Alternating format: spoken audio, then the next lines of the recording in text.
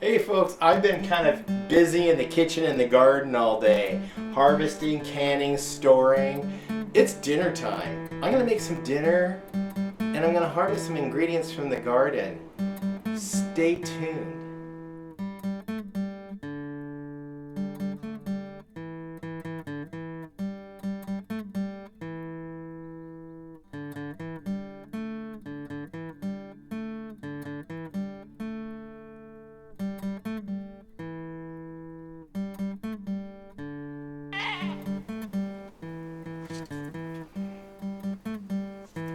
Hey, welcome back to Pine Meadows Hobby Farm. I'm your host, Jerry Hansen. I am going to make some dinner, and I'm still on that modified nutritional pattern that I'm on to lose weight, because I'm trying to keep the weight off and also lose more weight. So what I'm going to start with is a cauliflower crust pizza. Yeah, we're going to make some pizza.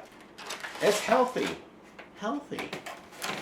But I need some ingredients for this before we get started. Let's go out to the garden. Okay, I don't have any tomatoes that are ripe yet. I just filmed an episode where we're ripening tomatoes in the greenhouse. But I do have an ingredient in the garden I'm going to use on my homemade pizza. Yeah, right here. I'm going to pick some leaves of this basil I planted in my garden. And basil I plant next to my tomatoes because I want the basil. I have basil going throughout the garden. I want the basil to infuse their flavor into my tomatoes. But we're going to take some of this basil, and I'm going to use fresh basil, yeah, on the pizza. Let's see if there's anything else out here. Don't see anything. Okay. I do have all the ingredients I need to make that pizza, so let's go in the house and we'll put it together. You guys will be amazed on how easy this pizza is.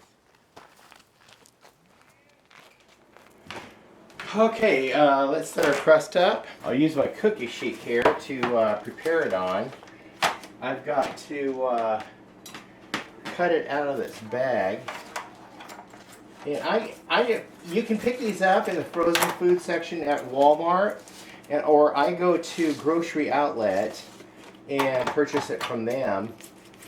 They do have a good supply, and they already have the ready-made pizzas. You can throw extra toppings on that. I just keep this frozen until I'm ready to use it. There we go. Set my oven to 350. There you go, and the timer, it's not going to take 30 minutes, but we're just going to start preheating it right now. The first thing I put on this pizza is I shred or grate butter. Just take a stick of butter and just grate it on the pizza. You don't need to be precise. Just get a sufficient amount of butter on there.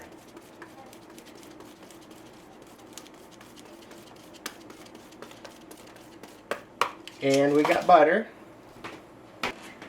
And I have some, where is it? I thought I had some. Yes, minced garlic. We're going to spread some minced garlic on there. Now I do have cherry tomatoes. Unfortunately, I don't have any ripe tomatoes yet. So we'll just spread these little cherry tomatoes around the pizza. I'll cut them in thirds. Fresh tomatoes. It's okay. Make do with what you got. Be creative.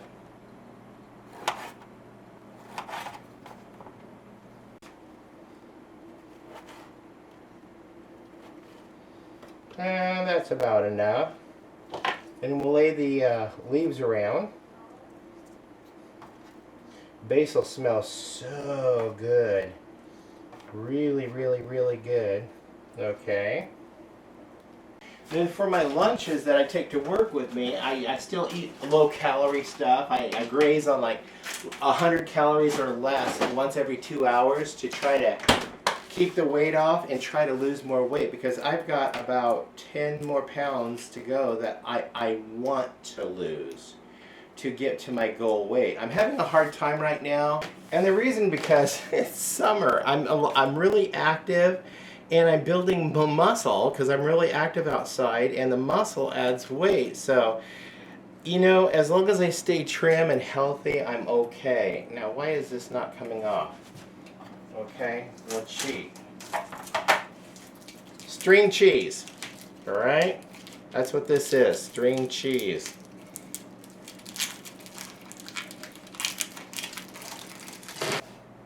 And then you put the cheese on there. You just string it and lay it around the pizza and use as much as you want. I usually use 2 of these.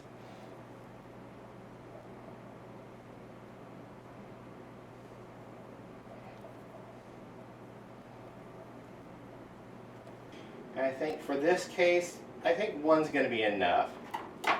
Now, for the protein, I shop at, what's it called? Dollar Tree and Food for Less. Not Food for Less. I shop at Dollar Tree and Walmart, and I look for this meat packets. But since I don't have the meat packet available that I want, I'm going to go ahead and use white chicken in a can. So let's go ahead and open this and drain it. And we'll just spread chicken around for our protein. You can put any kind of meat on here. The only meat packets I have up there in the cupboard is, it's fish. Okay. I think this is ready to bake a pizza. So we're going to bake this for about 10 minutes in the roaster oven. Okay, it's time to take it out. Let's see what we have. Yum! Okay, this is a kitchen fail, but it'll taste the same. Well, I think it'll taste mangled. If mangled has a flavor, what do you think the flavor with mangled would taste like? Leave a description down below, in the comments. But the crust didn't hold together like all my other crust did. This is what came out of the oven. Mangled. But the wonderful thing about mangled food is it's still edible. Yeah. But this is a kitchen failure. Remember, folks? I present to you triumphs and tragedies. I'm not afraid to show you my failures. And this is, well, as far as the consistency of it goes, it's a failure, but I want to tell you, the flavor doesn't taste mangled at all.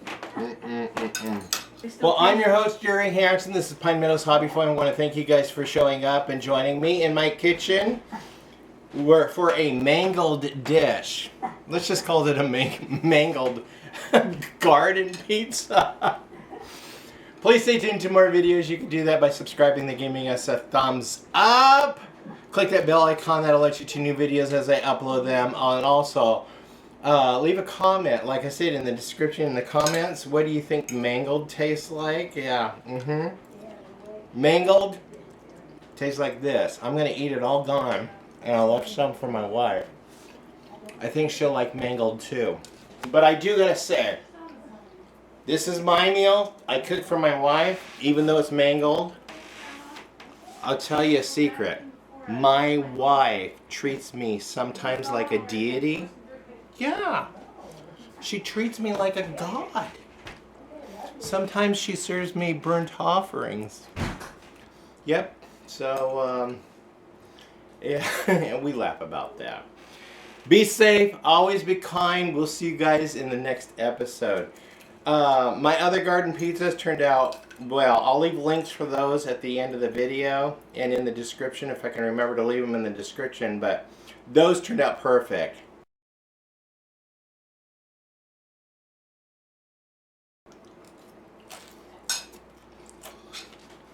This turned out tasty. Bye-bye.